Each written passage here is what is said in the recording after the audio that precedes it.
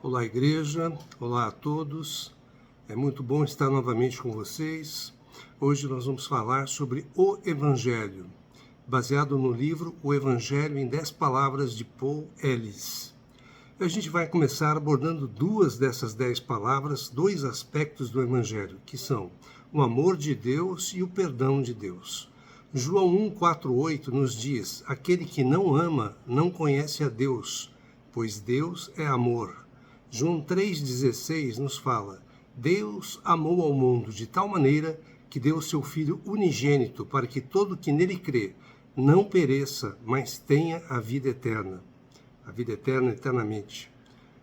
A vida divina eternamente. Lucas 18,7 nos diz: não fará Deus justiça aos seus escolhidos, que a ele clamam dia e noite, embora pareça demorado em defendê-los? Deus é amor, mas também é justo. Ele faz justiça aos seus. Grande parte das pessoas nunca ouviu o Evangelho, o verdadeiro Evangelho. Como assim você fala esse tipo de coisa? Porque elas estão incertas sobre quem é Deus e sobre o que Deus pensa sobre elas. O Evangelho quer dizer boas notícias, boas novas.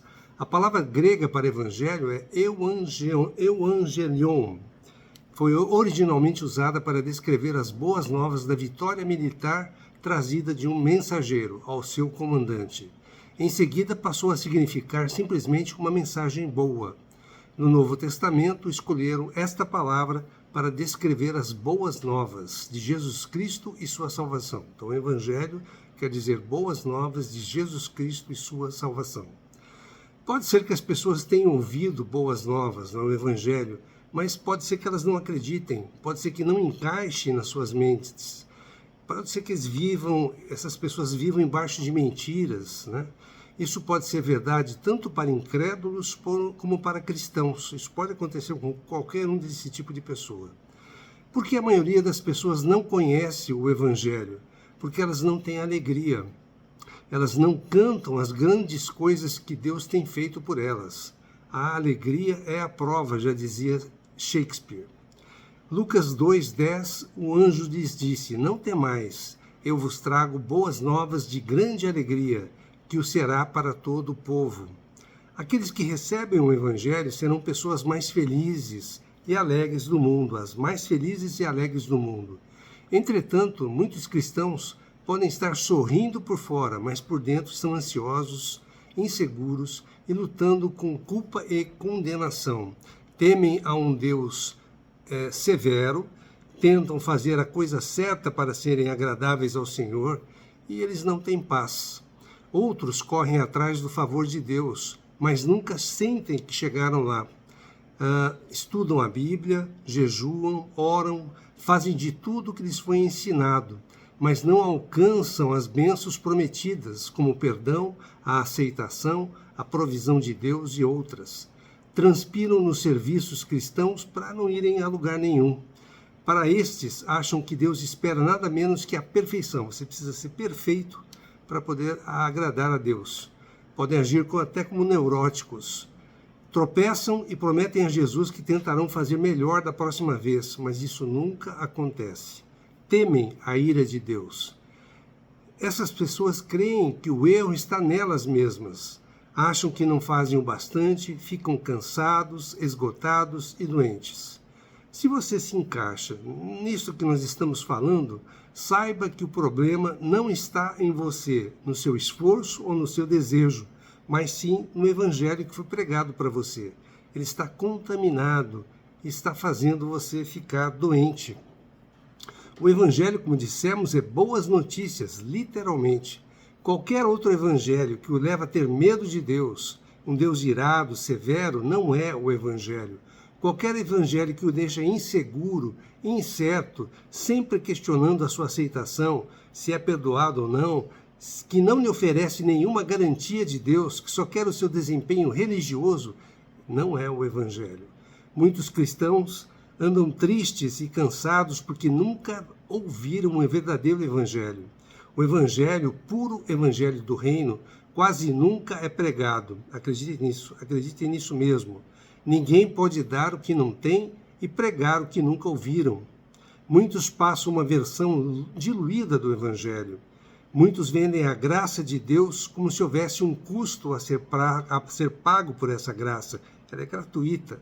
O Evangelho, a graça de Deus, não tem influência humana. É gratuito a todos que a recebem. As Escrituras são a verdade do Evangelho, mas elas não são o Evangelho. A Bíblia contém as boas novas, o Evangelho, mas também muito do que não são as boas novas. É preciso saber discernir na palavra. O Evangelho pode ser resumido em uma frase, até mesmo em uma palavra. Nem tudo que Jesus falou eram boas notícias, e nem tudo foi direcionado para você. A lei não é o Evangelho. A lei é boa, tem os seus propósitos, mas não traz as boas novas. A lei revela o pecado e condena a justiça própria. A lei faz um diagnóstico do problema, mas não trata o problema.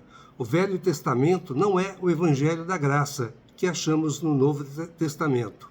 Más notícias, medo e inferno não trarão as boas novas. As boas novas também não são um artigo de fé, bastando acreditar de verdade, ou pensamentos positivos, ou profecia, ou algo real somente no futuro que vai vir, ou o bom livro, a boa lei, as boas palavras do bom mestre. Não são bons conselhos, boas instruções, boas vibrações. As boas novas são boas notícias de um Deus feliz. As boas novas são boas notícias de um Deus feliz. É a notícia de hoje, sem dúvida, boa. O Evangelho é a alegre e feliz notícia de que Deus é bom e que Ele te ama, e que, de bom grado, deu tudo o que Ele tem para que Ele tenha você. Ele quer ter você. Por isso, Ele fez tudo o que fez por você e por mim. Deus não está zangado com você, não está de mau humor. As boas novas declaram que Deus é feliz, que Ele é por você e que Ele quer dividir a vida dele com você para sempre, pela eternidade. E Jesus prova isso. Nós vemos a verdade do Evangelho na morte e ressurreição de Jesus Cristo. Na cruz, Jesus mostrou que nos amava enquanto éramos pecadores, e Ele morreu por cada um de nós para que pudesse viver conosco, dentro de nós, através do Espírito Santo. Pela ressurreição, Ele provou que nada, nem mesmo a morte, pode nos separar do amor de Deus, que é nosso em Cristo Jesus. Através de Jesus, que representa o nosso Pai Celestial, estamos seguros em suas incondicionais e inabaláveis promessas feitas a nós. Nós estamos seguros nas promessas que Ele nos fez. É simples. Deus o ama e quer estar com você. Essa é a maior verdade do universo. Deus o ama, Deus me ama e quer estar conosco. Gastaremos a eternidade para descobrir o ilimitado amor de Deus. Nós somos criados para isso, para receber e responder ao amor divino de Deus, ao amor de Deus. Essa é a razão da nossa existência, receber e responder ao amor de Deus. Essa é a melhor notícia que poderíamos ouvir. Graça é de graça, ou então não é graça. Não há qualquer senão, não há qualquer mas. A graça não tem preço. O Evangelho é uma declaração de amor. E esse presente de amor chama-se Jesus Cristo. O Evangelho é para todo o povo, para todos, tanto santos como pecadores. A salvação é um dos muitos benefícios do Evangelho, mas há muito mais do que apenas salvação. Jesus não é somente o Salvador, mas Ele é Deus conosco. Ele não é contra nós, mas por nós. Ele nunca nos deixará, nunca nos abandonará. Que paz é isso? Que paz! Isso é lar, isso é descanso. O Evangelho é maior e melhor do que pensamos. A sua bondade e novidade é proporcional ao nível de revelação que cada um de nós tem de Deus. Deus é infinitamente bom e grande e há sempre mais para a gente descobrir dele. Ou seja, as boas novas nunca cessam, nunca acabam. O Evangelho é a revelação do amor de Deus através de Jesus Cristo. Não importa a sua necessidade, o seu problema, a sua dificuldade, sua resposta será achada somente em Cristo. Se estamos fracos, se somos pecadores precisando de redenção, se lutamos contra o pecado, se somos pobres, se lutamos por prosperidade, se estamos numa tempestade, se precisamos de uma solução para um dos muitos problemas que enfrentamos no dia a dia, Jesus é o amor que nos ama e a graça que nos ajuda em todas essas situações.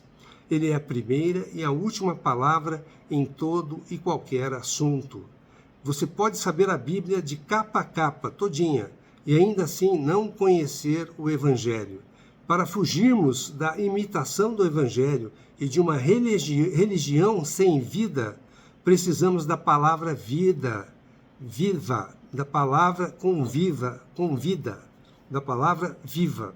Isso nos traz uma alegria sem medida. A Bíblia ela é toda sobre Jesus, desde o Velho Testamento ao Novo Testamento, é toda sobre Jesus. João 5, 39 e 40 nos diz: examinais as Escrituras, porque julgais ter nelas a vida eterna. São elas mesmas que testificam de mim, contudo não quereis vir a mim para terdes vida. Então você pode saber a Bíblia de capa a capa, decore e salteado, mas se você não for ao Senhor para ter vida, não adianta nada. Spurgeon dizia: nada além de Jesus. O Evangelho tem a sua glória libertadora. Nossa alma fica completamente aberta, liberta. Cristianismo não é uma lista de pode e não pode. Cristianismo é Cristo, é descanso. Ir à igreja e evitar pecados não salva ninguém. A única coisa que agrada a Deus é a fé em seu Filho Jesus. Para ser salvo, você precisa crer que Jesus é quem ele disse que é e que ele o ama, que morreu por você e agora vive por você. O Espírito Santo é quem nos traz a revelação e nos liberta. Não precisamos fazer nenhum esforço para termos a graça do Senhor, o perdão do Senhor. O Evangelho é simples, com poucas palavras e muito poder. Paulo, em Corinto, dizia, simplificando o Evangelho, Jesus Cristo e este crucificado. Pedro, para os judeus, dizia, a este Jesus que vós crucificastes, Deus o fez Senhor e Cristo. Jesus como solução para a nossa busca, eu sou o caminho, a verdade e a vida. Quando você revela o amor de Deus personificado em Jesus, você está pregando o Evangelho. Então, quando você revela o amor de Deus em Jesus Cristo, você está pregando o Evangelho. O Evangelho é tão simples que ele é entendido até por uma criança, né? Até uma pessoa analfabeta, qualquer um pode entender o Evangelho porque ele é simples, não é nada complicado. Calvino dizia, o Filho de Deus se tornou o Filho do homem para que os filhos dos homens se tornassem filhos de Deus. Anna Bartlett Warner dizia, Jesus me ama, isso eu sei, pois a Bíblia assim me diz. Esse é o Evangelho. O Evangelho é simples. O Evangelho da graça é completamente diferente da religião, que se baseia em regras. A religião é complicada, mas a graça ela é simples. Religião é vaga, mas a graça é clara. Religião expõe erros, expõe você, não ajuda, dá dor de cabeça, te deixa doente e cansado, freia o livre, mas a graça liberta e dá força e dá vida. O poder de Deus é revelado somente no Evangelho. É isso que precisamos pregar e levar para as pessoas. Em união com Cristo, você é amado, perdoado, salvo, aceito, santo, justo, morto para o pecado, novo e real. Quanta graça! Tudo isso a graça nos faz. Você só precisa de uma palavra para entender o Evangelho, e essa palavra chama-se Jesus. Você só precisa de uma palavra para entender o Evangelho, Jesus. Somente através de Jesus recebemos a graça. O Evangelho nos transforma, nos liberta de quem nós somos e nos dá poder para sermos quem fomos criados por Deus para ser. Ele nos revela a verdadeira natureza de Deus. O amor de Deus é incondicional, é um amor ágape. Deus nos ama independente de nossa condição. Deus nos ama mais do que nós amamos nossos filhos, nossa família, mais do que a mãe ama o seu próprio filho. Isaías 54:10 nos diz, porque os montes se retirarão e os outeiros serão removidos, mas a minha misericórdia não se apartará de ti, e a aliança da minha paz não será removida, diz o Senhor, que se compadece de ti. Deus não está irado com você, Ele o ama com um amor eterno, com amor ágape. Há versículos que falam sobre a ira de Deus? Sim, há, mas a sua ira é momentânea e o seu amor é eterno, em contraposição. Deus estava irado com o seu pecado, mas Ele lidou com o seu pecado de uma vez por todas, há mais de 2000 anos, na cruz. Romanos 8,3 nos fala: aquele que não conhecia pecado, se fez pecado em seu lugar, em meu lugar, para que o pecado fosse condenado nele, em Jesus Cristo. Jesus carregou o pecado do mundo em seu corpo, bebeu do cálice da ira de Deus, mas a graça de Jesus é maior que o pecado, é muito maior que o pecado. Na cruz, o verdadeiro amor pagou a nossa dívida, nos resgatou e nos libertou.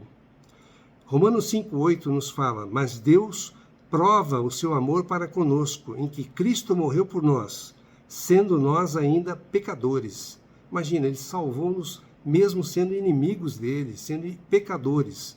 Ele nos salvou por todos os pecadores, todos nós. Ele morreu por cada um de nós.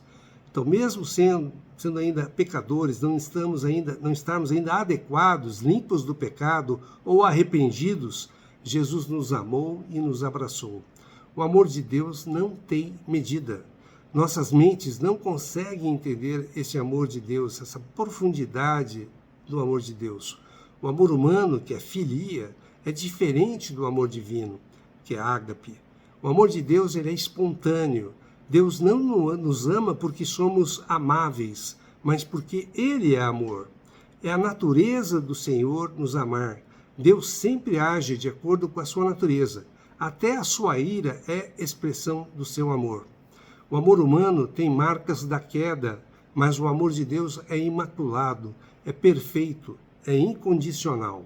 1 Coríntios 13:7 nos fala: o amor de Deus tudo suporta, tudo crê, tudo espera, tudo sofre. O amor de Deus nunca vai se desgastar, nunca vai morrer, ele é constante. É o alicerce do universo, a razão para a gente estar aqui. Já o amor humano é volúvel, inconstante. O desejo do coração de Deus é que você e eu conheçamos e desfrutemos deste amor por toda a eternidade. O amor de Deus não é formal, não é distante, não é inatingível. Não seja como Jó, ignorante quanto ao amor de Deus. Jó 36:16 nos diz: ó Jó, você não vê como Deus está livrando-o das mandíbulas do perigo? Como está atraindo para lugares espaçosos, convidando-o a se fartar em sua mesa cheia de bênçãos? Então o Senhor estava tentando atrair Jó para sua mesa cheia de bênçãos, afastá-lo do perigo. Jó era um homem piedoso, mas acreditava em karma, acreditava que as coisas tinham que acontecer para ele, acreditava nas suas boas obras. Quando as coisas iam mal, ele perguntava: o que eu fiz para merecer isso, Senhor? Jó não enxergava o amor de Deus em todas as situações. A cruz declara que Deus é bom e que ele se importa conosco. A cruz é a cura para qualquer dúvida que você tenha sobre o amor de Deus. É na cruz que você encontra a cura. Para onde a graça de Deus vai te levar? Para o amor de Deus. Deus é amor, e o amor que se inclina para nós chama-se graça. O evangelho da graça é o evangelho do amor de Deus. Graça é o amor de Deus se apresentando a nós, a cada um de nós. Para nos relacionarmos com nossos filhos, para eles conhecerem o meu amor, o seu amor, há duas opções. Ou eles se elevam ao nosso nível, ou nós nos inclinamos ao nível dos nossos filhos. Como eu sou pai, tomo a iniciativa e desço ao nível deles, me assento no chão, brinco, leio histórias. Esse é o amor que todo pai conhece.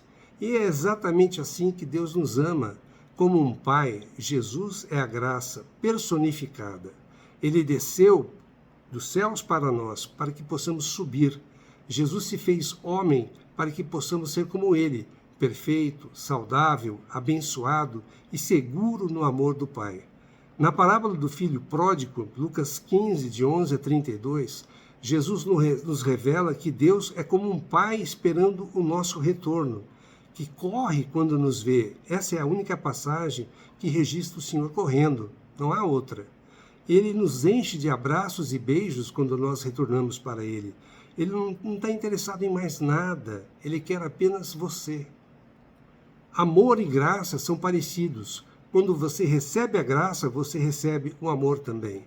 Se você não tem tempo para a graça, talvez ocupado tentando agradar a Deus com o seu sacrifício, com as suas ofertas, então você não tem tempo para o amor de Deus. Andar no amor de Deus é andar na graça de Deus. Deus não vai amar você mais se você triunfar, vencer na vida, e não vai amar menos se você falhar na vida. Deus o amou quando você estava morto em seus pecados e Ele não parou de amá-lo quando você foi salvo. O amor de Deus é eterno.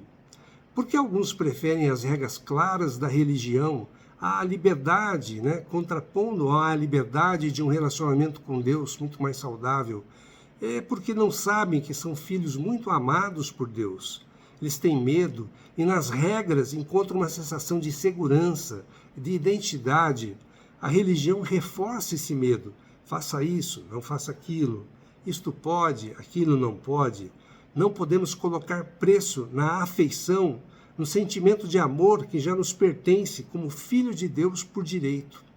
Os fariseus eram treinados e seguiam fielmente a lei, as regras, eram zelosos para com as leis, João 5:24, Jesus diz para eles: vocês não têm o amor de Deus em seus corações, porque eles eram zelosos com a religião. Não acredite na religião, que é um homem tentando agradar a Deus por sua conta. A luz do amor divino não se ganha por esforço próprio. A lua não pode ser o sol. A lua é representada pela igreja, o sol representando Deus. Os efésios que deixaram seu primeiro amor, Apocalipse 2:4, tinham fé e tinham obras. Tenho certeza que eles declarariam o seu amor por Cristo. Mesmo assim, Paulo, em Efésios 3:14-19, orou para que eles conhecessem o amor de Cristo. Nós o amamos porque Ele nos amou primeiro, e Ele nos amou porque Ele é amor.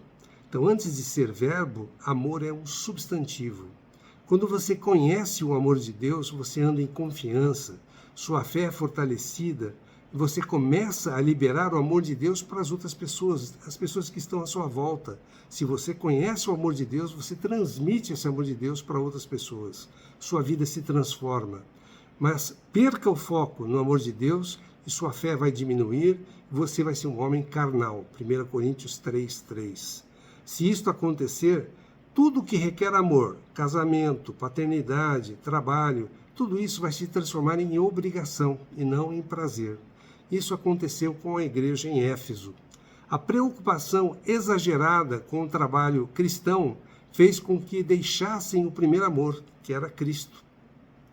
A maioria conhece a história de Maria e Marta em Lucas 10.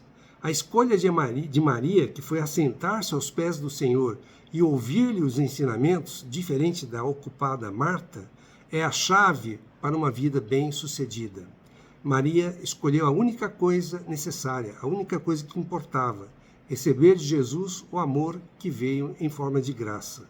Efésios 5:1 nos diz: sejam, pois, imitadores de Deus como filhos amados. Paulo conheceu o amor de Deus. Em 1 Coríntios 13:2, ele fala: se eu remover montanhas, mas não tiver amor, sou como nada. Então não adianta você não ter amor, fazer um monte de coisas, mas se não tiver amor, você não tem nada. Nós não trabalhamos e servimos a Deus para ganharmos sua afeição ou sua aprovação. Servimos porque somos filhos de Deus, amados, e queremos nos envolver com Deus. Meu Pai Celestial me ama. Como posso fracassar? Como a gente vai fracassar se Deus nos ama? Quer viva ou morra, não me importo, pois agora sei que o Pai é um por mim, é um por nós. Não importam as crises, não importam as circunstâncias, as doenças, as decisões, o estresse. Experimente o amor de Deus. O amor de Deus nos faz viver uma realidade superior, não é aqui da terra. Essa escolha sua é que vai fazer a diferença entre o seu sucesso e o seu fracasso. Somente no amor de Deus é que nós verdadeiramente vivemos. Escolha viver amado. A abundância do amor de Deus é transformadora, ressuscita um casamento morto, cura uma família ferida, nega a nossa carne, que em grego é a sarx, transforma a nossa alma. A nossa grande verdade é uma luz que não se apaga em meio ao mundo escuro. Nós somos a luz do mundo. Mateus 5,14 fala isso. Vós sois a luz do mundo. Mateus 5,13 fala, vós sois o sal da terra. Ou seja, nós que cremos e vivemos por Cristo somos que dão sabor para as pessoas, para as situações e que iluminam as trevas do mundo. Nada depende de mim, a minha obediência, a minha atitude, o meu sacrifício, nada disso, o meu frutificar, pois não tenho tanta fé em mim mesmo para ser tão obediente, para ter uma atitude tão enérgica, para sacrificar tanto, para frutificar tanto. A minha fé é que é o meu alicerce, a minha fé está em Cristo. O amor humano, ele é passageiro, machuca, desaponta, ele morre, mas o amor de Deus é infalível, nunca vai falhar. O amor de Deus é eterno. Nada pode nos separar do amor de Deus. Mas uma coisa pode, aquela que está entre você e Deus, é a sua recusa em receber o amor de Deus. Se você recusa receber o amor de Deus, aí sim há uma barreira. Essa é a única coisa que pode separar você do amor de Deus, é você mesmo. Na parábola do filho pródigo, o irmão mais novo era um rebelde, né? Ele pegou antecipadamente a sua herança e saiu, e foi para o mundo. E o mais velho era um correto e religioso homem. Nenhum dos dois, entretanto, conhecia o amor do pai. Nenhum dos dois permitia um forte abraço do pai deles. O amor de Deus é transformador, mas não vai mudar você, a não ser que você conheça a Deus em seu coração. Somente a verdade vai poder te libertar, mas somente a verdade não vai poder te libertar, mas sim conhecer a verdade e ser convencido que ela vai te libertar. Então, se você conhece a verdade, mas não deixa ser convencido que ela vai te libertar, não adianta nada. Deixe que Deus nos ame com o seu amor. O amor de Deus nos muda. Gálatas 2:20 nos diz, Paulo escreve sobre Jesus, aquele que me ama e se deu por mim. E você? Você consegue dizer como Paulo que Deus me ama? Você conhece o amor de Deus? Quando você pensa em Deus, você vê Deus como um rei distante ou um pai amoroso? Quando você vê Deus face a face, essa face de Deus está sorrindo para você ou ela está zangada, está franzida? Tudo no Evangelho, o perdão de Deus, a aceitação, a justiça de Deus, é bom e verdade, porque o Pai Celestial nos ama. Ele sempre o amou e sempre o amará. Deus nunca muda. E quanto ao perdão?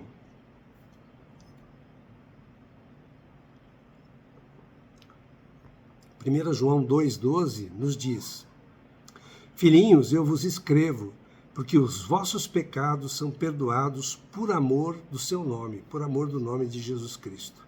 As pessoas podem perguntar até, eu sou mesmo perdoado? E se eu pecar e não me arrepender? E se eu me desviar? Deus nos perdoou completamente e para sempre. Isso é muito bom. Deve haver um preço a ser pago, porque isso é muito bom. E houve. Jesus pagou esse preço na cruz. Perdão é uma expressão da graça de Deus. Mas há algumas más notícias. Em Mateus 6,15 diz lá, se porém não perdoardes aos homens as suas ofensas, também vosso Pai não vos perdoará as vossas ofensas. Isso está no Pai Nosso, né? Esse trecho da palavra vincula o perdão de Deus ao nosso perdão. Isso não é graça, isso é lei. Você tem que dar algo para receber, dar o perdão para receber o perdão de Deus. Porque o Senhor, que é graça, ele pregou a lei. Porque a lei precisa condenar algumas pessoas que não valorizam o presente da graça. Alguns precisam ouvir primeiro as más notícias e depois as boas notícias. Jesus disse que ele veio para cumprir a lei. Foi ele que fez foi isso que ele fez na cruz, né? Ele veio para cumprir a lei. Na cruz, ao pagar os pecados do mundo, ele perdoou todos os que pecaram contra ele. A mesma condição de Mateus 6,15, que Jesus pregou no monte, ele mesmo satisfez essa condição na cruz. Romanos 10,4 diz, porque o fim da lei é Cristo, para a justiça de todo aquele que crê. Então, se você crê no Senhor, o fim da lei é em Cristo. A aliança da lei, a aliança do Velho Testamento, foi cumprida na cruz. O perdão não é condicional. A gente precisa ler a Bíblia através das lentes da palavra viva. O perdão era condicional antes da cruz, mas depois da cruz se tornou incondicional. Atos 26:18 nos diz, para lhes abrires os olhos e os converteres das trevas para a luz e da potestade de Satanás para Deus, a fim de que recebam eles remissão, perdão de pecados e herança entre os que são santificados pela fé em mim. Ou seja, o perdão era um presente, é um presente para ser recebido. Você só precisa aceitar. Quando Jesus ressuscitou dos mortos, começou a pregar uma mensagem diferente da mensagem antes da cruz. Antes o perdão era condicional. Agora, por exemplo, Lucas 24, 46, 47, na tradução da Bíblia de Thompson, diz, e disse-lhes, assim está escrito, e assim convinha que o Cristo padecesse, e ao terceiro dia ressuscitasse dentre os mortos, e em seu nome se pregasse o arrependimento e o perdão de pecados. O arrependimento e o perdão de pecados, em todas as nações, começando por Jerusalém. Perdão é algo que Deus já fez, como a graça. Perdão já consumado é chamado de remissão. Quando os nossos pecados foram remidos na cruz. Na cruz eles foram remidos. Mateus 26:28, na última ceia, o Senhor diz, porque isto é o meu sangue, o sangue da nova aliança, que é derramado por muitos para a remissão dos pecados. Então o sangue do Senhor foi derramado na cruz, onde todos os nossos pecados foram perdoados. Nossos pecados de toda a humanidade foram perdoados na cruz. Mateus 5, 23, 24 nos diz, se, pois, ao trazeres ao altar a tua oferta, ali te lembrares de que teu irmão tem alguma coisa contra ti, deixa perante o altar a tua oferta. Vai primeiro reconciliar-te com teu irmão, e então, voltando, faze a tua oferta. Ou seja, antes de qualquer coisa para Deus, qualquer oferta para Deus, é preciso haver reconciliação, perdão. É preciso resolver essa coisa. Lucas 17,4 diz, se por 7 vezes no dia pecar contra ti, e 7 vezes vier ter contigo dizendo, estou arrependido, perdoa-lhe. O perdão não tem limites. Tudo isso a gente entende, mas Deus não é como você, não é como eu. Ele não espera que você haja antes dele agir. O pecado entre você e Deus foi resolvido na cruz. Deus o perdoou antes que você confessasse, antes que você se arrependesse, até mesmo antes de você nascer. O pecado foi removido de você. Ele perdoou todos os que o crucificaram. Mesmo na cruz, ele perdoou todos aqueles que fizeram mal a ele. Hebreus 9, 26b nos diz, mas agora, na consumação dos séculos, uma vez por todas se manifestou para aniquilar o pecado pelo sacrifício de si mesmo. Ou seja, o Senhor aniquilou o pecado com o seu sacrifício. Na cruz, os pecados do mundo foram removidos. O perdão é algo consumado, não é um favor a ser conquistado. Lucas 24, 44, 45 nos diz, são estas as palavras que eu vos falei, estando ainda convosco. Importava se cumprisse tudo o que de mim está escrito na lei de Moisés, nos profetas e nos salmos. Então, lhes abriu o entendimento para compreenderem as Escrituras. Então, o Velho Testamento, representado por Moisés, os profetas e os salmos, foram cumpridos por Cristo na cruz. Agora é a chegada à nova era, a era da graça. Perdão tornou-se um presente de graça pago pelo sangue de Cristo. Então, a graça e o perdão são presentes que o sangue de Cristo nos deu. Atos 5, 31 nos fala, Deus, porém, com a sua destra, o exaltou a príncipe e salvador, a fim de conceder a Israel o arrependimento e a remissão de pecados. Então, arrependimento é um presente, perdão é um presente. Mas a religião baseia-se em fazer algo para Deus. Então, quando você tenta fazer algo para Deus, isso é religião. Não é Deus fazendo algo para nós, isso é diferente.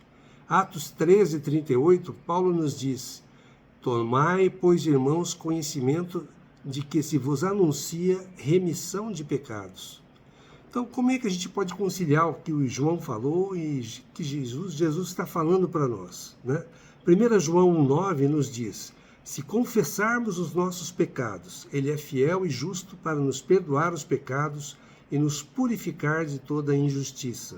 Então, parece isso um perdão condicional. Então, se a gente confessar os pecados, a gente é perdoado.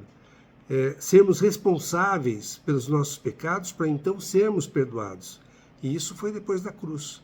Então, parece que estamos colocando um pequeno preço que na graça, né, no perdão, que é impagável. Cristo já pagou um preço fenomenal pelo seu perdão. Então, não podemos pagar a Deus para que Ele nos perdoe. Você não pode manipular Deus através do seu mérito, do seu dinheiro. Na sua sabedoria, na sua misericórdia, Deus lidou com o seu pecado de uma vez por todas na cruz. Deus já o perdoou na cruz. Ele julgou todos os pecados da humanidade. 1 João 2,12, João continua: filhinhos, eu vos escrevo porque os vossos pecados são perdoados por causa do seu nome, ou seja, por causa de Jesus Cristo. Então João prega uma velha lei, confesse para ser perdoado, e ele cita Salmo 32, 5b, que fala assim: disse, confessarei ao Senhor as minhas transgressões, e tu perdoaste a iniquidade do meu pecado. Então ele está citando uma passagem do Velho Testamento para descrever então algo novo, que é João 2,12. 1 João 2,12. Filhinhos, eu vos escrevo porque os vossos pecados são perdoados por causa de Jesus Cristo. É o mesmo que Paulo, em Romanos 4, 7 e 8, que ele cita também o Salmo 32 para mostrar que somos abençoados pela fé e não por obras. Confessar, no grego, não significa revisar o seu pecado como no Velho Testamento, mas sim concordar com ou dizer a mesma coisa. Significa concordar com o que Deus disse, que é a essência da fé. Deus já lidou com os seus pecados, com os meus pecados, mas se você não crer, então o perdão de Deus não vai lhe trazer benefício nenhum. Você precisa crer, precisa receber a graça e o perdão de Deus. Então, da perspectiva de Deus, isso já é algo consumado. O perdão é algo consumado. Não existem mais sacrifícios pelos pecados. Mas, da nossa perspectiva, o pecado pode ser realmente um problema sério. Por que precisamos receber o dom do perdão se já fomos perdoados? Pelo mesmo motivo de receber a graça de Deus que já se manifestou a todos os homens. Isso vai nos transformar, mas precisamos receber a graça e o perdão. Aí teremos libertação da culpa, da condenação e da escravidão do pecado. Deus nos perdoou. Mas e se eu continuar a pecar? Então o perdão de Deus não teve efeito nenhum na sua vida, na minha vida. Nada mudou do meu lado. Continuo o mesmo pecador que sempre fui. Então, para não continuar na vida do pecado, ser escravo do pecado, precisamos receber a graça e o perdão de Deus. Se eu continuo a pecar, qual a solução? Preciso receber a graça que Deus já me deu. Do lado de Deus eu sou perdoado, mas do meu lado, ou duas situações, ou não quero o perdão, ou não sei se já o tenho. Não recebi o perdão, portanto, não vai haver mudança na minha vida. Continuo pecando. A graça de Deus precisa ser recebida para ter efeito na minha vida, na sua vida. Se você não acredita na salvação de Jesus, o que vai faltar para você? A salvação. Se você não acredita que os pecados do mundo foram resolvidos na cruz, você vai ter dificuldade em receber o perdão de Deus. Efésios 1,7 nos fala, no qual temos a redenção pelo seu sangue, a remissão dos pecados, segundo a riqueza da sua graça. Segundo João, concorde com Deus e você será perdoado. No momento em que você coloca a sua confiança em Cristo, na sua obra consumada, o perdão que estava lá todo o tempo se torna uma realidade para você. Então, no momento em que você coloca confiança, sua confiança em Cristo e no que Ele fez na cruz, o perdão que estava lá passa a ser realidade para você. Da mesma forma, o que você não pode, por exemplo, estar na água e não estar molhado. Você não pode estar em Cristo sem estar perdoado. Na água molhado, em Cristo perdoado. Há duas formas de confundir essa verdade. Fale que as pessoas precisam fazer algo antes de Deus perdoá-las. Fazer algo para Deus antes de Deus perdoá-la. Isso é lei, mata a graça. A graça é gratuita. Fale que os pecadores, porque estão perdoados, já estão salvos. Isso também não vale, não é verdade, é universalismo. Isto mata a fé. Não é porque os pecadores estão perdoados na cruz que eles também estão salvos, eles precisam receber o Senhor. Perdão não equivale à salvação.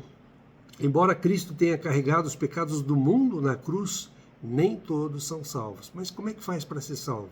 Romanos 10, 9 e 10 e 13, versículos 9, 10 e 13 de Romanos 10 nos explica.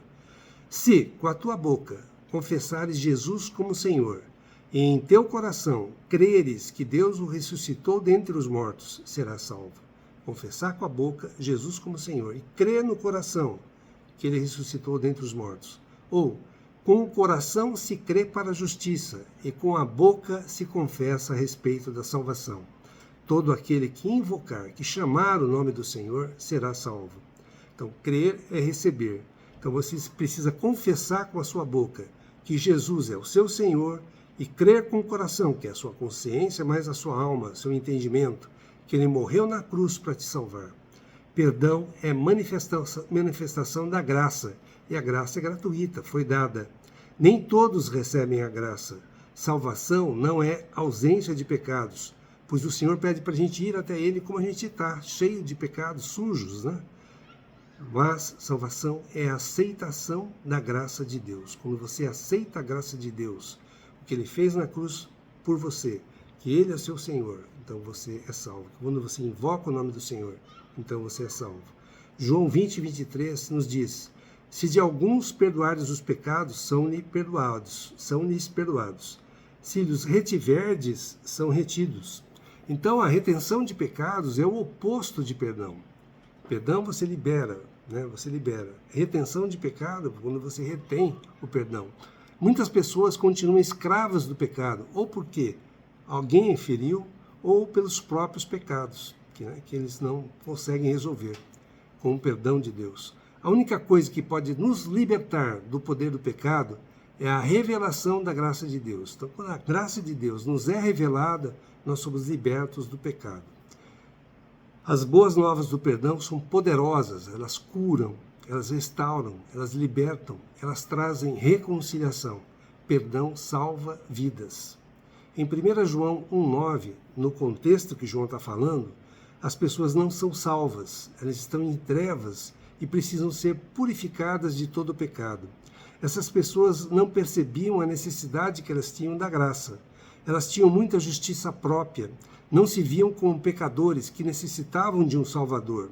Para libertar o cativo, a pessoa precisa assumir que está cativa, que está presa. Antes de ser ajudada, a pessoa precisa reconhecer a necessidade de ajuda. Se você não quer ajuda, se você não reconhece que está presa, né, ao pecado, você não vai ter essa ajuda, você não vai ser liberta. Então isso se aplica a pecadores. Se você não acha que pecado é um problema sério, então você não vai valorizar a graça de Deus. A graça de Deus não é licença para pecar. Não é a hipergraça, né, que você pode fazer tudo o que você quiser, porque o perdão de Deus está aí para você usufruir quando você quiser. Não é assim. Nós precisamos ter uma vida de santificação, né, procurarmos não pecar. 1 João 1, 6, 8 diz, se dissermos que mantemos comunhão com Deus e andarmos nas trevas, mentimos e não praticamos a verdade. Se dissermos que não temos pecado nenhum, a nós mesmos nos enganamos e a verdade não está em nós. Ou seja, nós somos pecadores. Confesse que você é um pecador que necessita de perdão. Deus é fiel para lhe perdoar, não somente os pecados que você cometeu hoje, mas o que cometeu ontem e os que vai cometer amanhã. Deus vai purificar você de toda injustiça. Jesus se fez propiciação, ou seja, desviou a ira de Deus com relação ao pecado que estava em você, que estava em mim, levando o nosso pecado na cruz. Pecado é como um para-raios, ele atrai a ira de Deus. Pecado é uma barreira entre nós e Deus. Não há como ter um relacionamento com Deus quando há pecado. Jesus pagou o preço para que possamos viver totalmente livres e perdoados.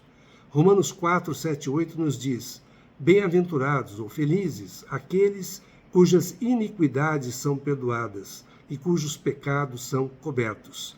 Bem-aventurado o homem a quem o Senhor jamais imputará pecado. Muitos não estão felizes, estão atormentados pela culpa, não perdoam a si mesmos e aos outros porque ainda não viram a cruz.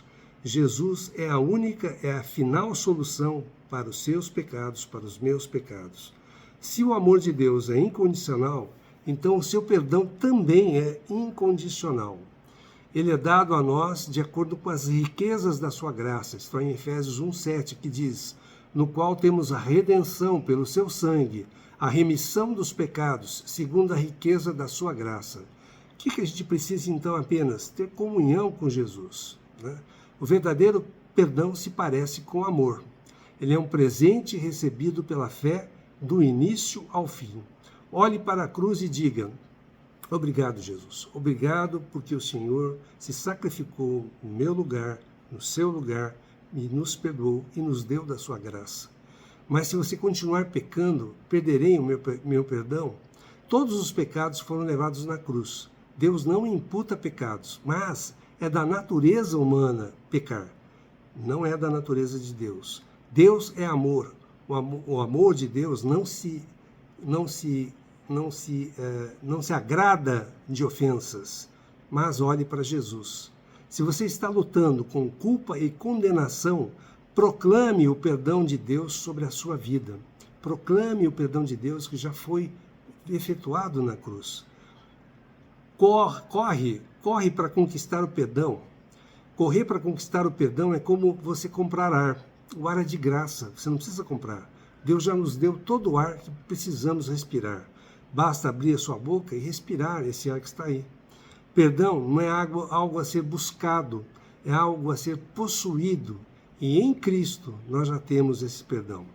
O Evangelho é a declaração de que você foi completamente e eternamente perdoado através do sangue do Cordeiro, através do sangue de Jesus Cristo.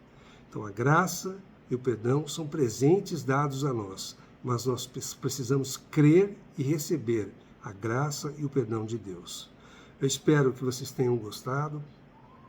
Aqui embaixo está escrito inscrever-se, caso ainda você não tenha se inscrito no canal, se inscreva. Se você gostou, dê o seu like, né? Isso permite que a mensagem ganhe mais pessoas, seja vista por mais pessoas. Lembrando que a Igreja Cristã em Londrina está vendo os evangelhos em harmonia, tem um canal no YouTube e um canal no Facebook. Que nós possamos ser aqueles que buscam o Senhor, que possamos ser aqueles que vivam uma vida de santificação, buscando sempre o perdão do Senhor, buscando sempre a graça do Senhor, para então crescermos em vida, sempre com o Espírito Santo agindo em cada um de nós. Amém.